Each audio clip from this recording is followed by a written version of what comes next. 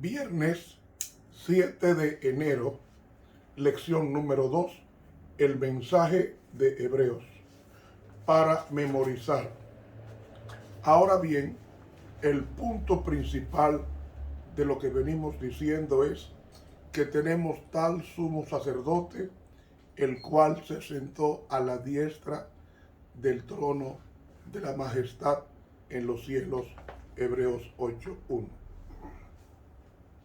Padre Santo, que estás en los cielos, santificado sea tu nombre. Escribe en nosotros tu voluntad y que en este día de preparación hagamos planes para pasarnos 24 horas contigo en tu santo día. Es en tu nombre que te hacemos esta oración. Amén. Para hoy, viernes, primer repaso. Antes del desarrollo del estudio, pedimos a todos ustedes a que se suscriban a nuestro canal de YouTube de Ramón Romero. Dele clic a la campanita y al suscribirse permitirá que este ministerio se extienda, se permanezca al mundo entero. Hágalo. Es una forma inteligente de predicar desde su casa, invitando a otros a que se suscriban. Hágalo y dele clic a la campanita. El Salvador tiene muchos títulos porque Él heredó un nombre más excelente que todos los ángeles que pueblan el universo. De los diferentes títulos conferidos a Cristo, no hay ninguno que sea tan querido para la raza humana que las frases Cordero de Dios y también Sumo Sacerdote. En virtud de estos dos oficios, Él levantó la pobre naturaleza humana pecaminosa hasta un lugar donde ellos pudieran compartir su glorioso reino de gracia, aun cuando estén en medio de este mundo lleno de pecado. En el servicio típico, es decir, el servicio ceremonial del Antiguo Testamento, aquel que entendía que era un pecador tenía que traer un corderito como ofrenda por el pecado. El sacerdote no podía oficiar por el pecador si no traía el cordero. Todo el servicio en el Antiguo Testamento no era más que una lección de kindergarten, haciendo con que el camino de la salvación se volviese tan fácil que nadie se equivocara en entenderlo. Cuando entendemos que somos pecadores, nos acordamos de nuestro Cordero, confesamos nuestros pecados, entonces Él oficia como sumo sacerdote a favor nuestro delante de la presencia de Dios Padre. Él pleitea el mérito de su sangre, es decir, yo morí por Ramón Romero. Y entonces cubre nuestra vida manchada por el pecado, vistiéndonos con el perdón de Dios, que es su justicia, es decir, su carácter transferido a mí mediante la fe en Él. Y entonces nosotros estamos delante de Dios como si nunca hubiéramos pecado. ¿Por qué? Porque estaremos revelando no el carácter poluto, pecaminoso de mi vida, sino el carácter impoluto de Cristo, que nunca pecó. Entonces, Él nos hace aceptos en el amado, es decir, en Cristo. Cuando una persona hace eso por nosotros, porque Cristo no vino a vivir, Él vino a morir por nosotros. Y su muerte fue tan plena y segura que nos ha cubierto a todo el mundo, cuando dice el texto, porque de tal manera amó Dios al mundo, Dios Padre, que ha enviado a su Hijo unigénito, o ha dado a su Hijo unigénito, para que todo aquel que en Él cree no se pierda, mas tenga vida eterna. Juan 3:16. ¿Cómo podemos no amar a una persona que dio su vida por nosotros? Porque la palabra pecador significa destinado a la destrucción para siempre.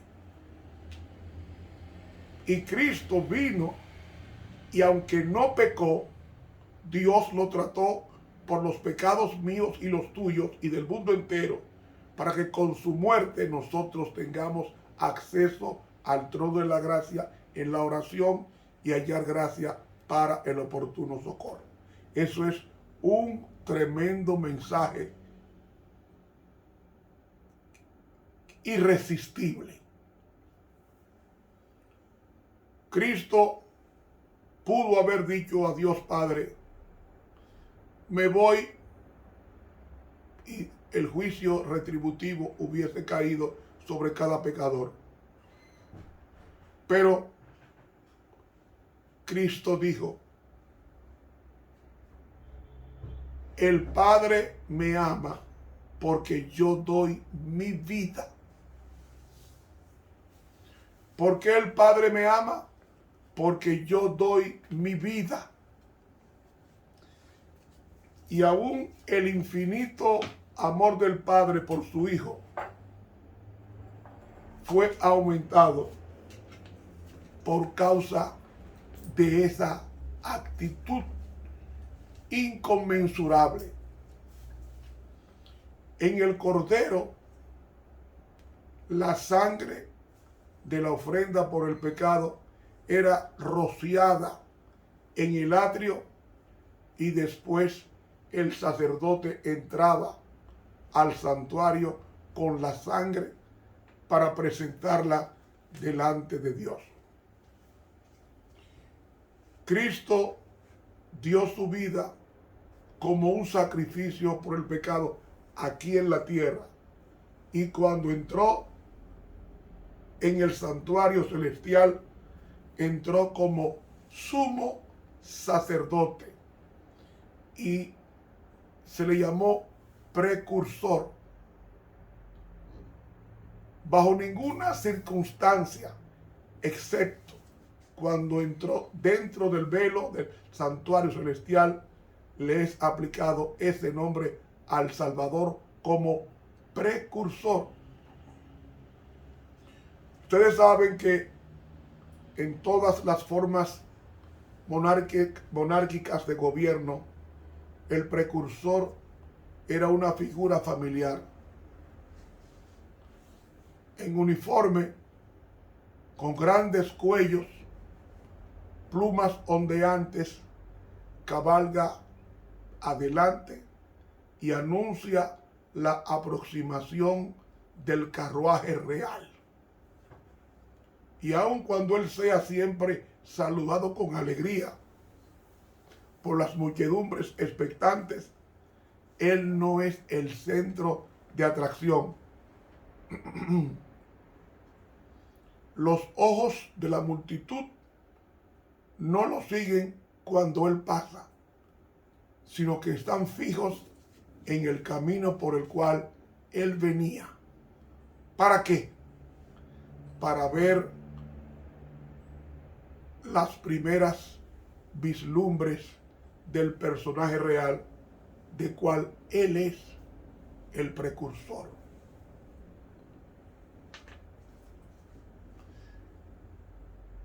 De las muchas condescendencias en la participación de nuestro bendito Maestro, esta es una de las mayores. Y digo así porque cuando Cristo entró en el cielo como poderoso conquistador sobre la tumba y la muerte, delante de todas las huestes celestiales y los representantes de los mundos que nunca cayeron, Cristo entró como el precursor nuestro. ¿Ya entiende por qué se le llama en Hebreos precursor a Cristo? Es basado en esto.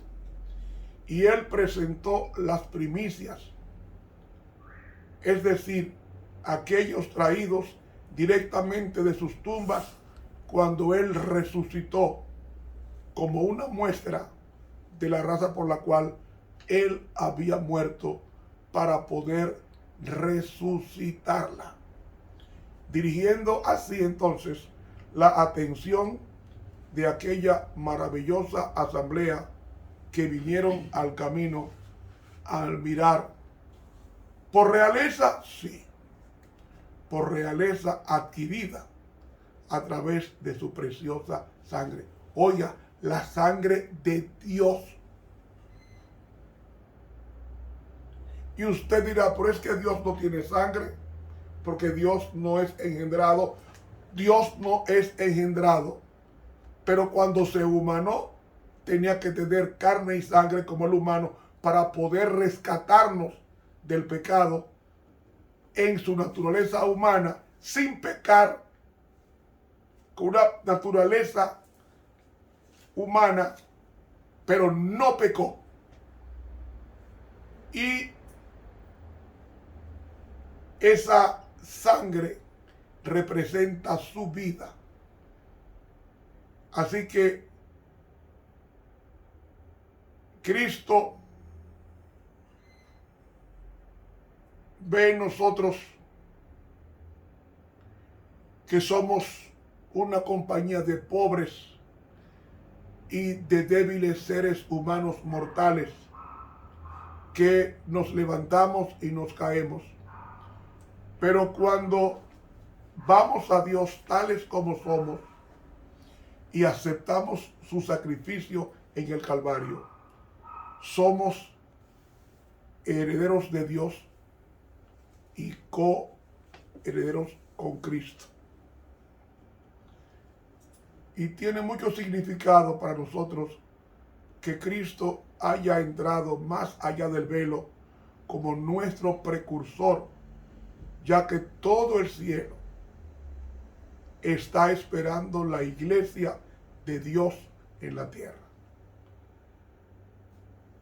Cuando tú seas tentado a dudar del amor y de la protección de Dios, recuerda que por causa del gran sacrificio hecho, tú eres tan querido por el Padre que el que te toca a ti va a tocar la niña de su ojo.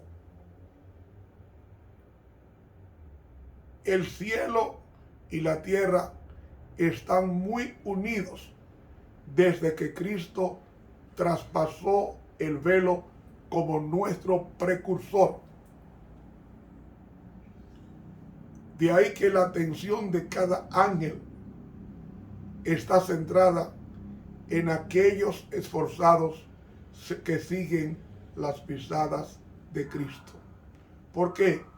Porque en Hebreos 1:14 nos dice: ¿no son todos ellos, es decir, los ángeles, espíritus ministradores enviados para servicio a favor de los que han de heredar la salvación? ¿Por qué deberíamos titubear en el camino y frustrar las huestes celestiales que están mirándonos para ver cómo andamos por el mismo camino que pasó nuestro precursor como un poderoso conquistador sobre la muerte y la tumba? Que nunca olvidemos que es un camino manchado de sangre, porque nos dice Hebreos, pues él, Hebreos no, en 1 Juan dice, pues él, cuando fue ultrajado, no respondió con ultraje. Cuando fue maltratado, no hacía amenazas, sino que se entregaba a aquel que juzga rectamente. Ahora, no podemos seguirlo en sus pasos con nuestras propias fuerzas. Por eso nos dice Hebreos que convenía que en todas las cosas se hiciese semejante a los hermanos, para ser misericordioso y fiel sumo sacerdote en las cosas referentes a Dios, y para hacer propiciación por los pecados del pueblo, pues en aquello que él mismo sufrió, habiendo sido tentado, es poderoso para socorrer a los que son tentados. Y termina diciendo Pablo en Hebreos, por eso, santos hermanos, que participáis de la vocación celestial, considerad atentamente al apóstol y sumo sacerdote de nuestra confesión, a Jesús. Amigo, en el santuario del Antiguo Testamento, no solamente el sumo sacerdote, sino también los demás oficiaban, porque era imposible para un hombre llevar todo el trabajo del santuario, pero requería que el trabajo hecho por ellos en los servicios típicos representase el trabajo de nuestro sumo sacerdote que está en los cielos. Y el trabajo de un año era tomado como un ejemplo de toda la obra de nuestro sumo sacerdote en los cielos, porque durante el año los sacerdotes, incluyendo al sumo sacerdote, entraban siempre en el primer departamento, es a saber, el lugar santo, satisfaciendo el servicio de Dios. Y esto continuaba durante todo el año, excepto un día. En ese día, el día 10 del séptimo mes, el servicio cambiaba. Nos dice Pablo en Hebreos, en el segundo departamento entraba solamente el sumo sacerdote, no sin sangre, la cual ofrecía por sí mismo y por los errores del pueblo. Es decir, estos sacerdotes servían como ejemplo, como tipo, como sombra de las cosas celestiales. Ahora, cuando Cristo entró en el cielo, Él entró como la realidad de esos animales que eran muertos en el santuario terrenal. Y vemos que así como el sumo sacerdote tenía acceso al primer departamento, Jesús entró al primer departamento cuando ascendió al cielo en el año 31 de nuestra era. Ahora, cuando el trabajo típico, es decir, el trabajo de ejemplo, ritual, ordenado por Dios en el primer departamento del santuario terrenal, alcanzaba plenamente su antitipo, es decir, la realidad, Él entonces pasó a través del segundo velo en el segundo departamento glorioso, el Santo de los Santos, el Kodesh Kodashim, el lugar santísimo. Y allí Cristo efectúa el maravilloso servicio que terminará con la total destrucción y borrado los pecados de los justos, de los cuales nunca más se recordarán ni las huestes redimidas, ni siquiera el propio Dios. Y cuando Cristo, parado sobre el mar de vino, se encuentre y coloque las coronas relucientes a los fieles,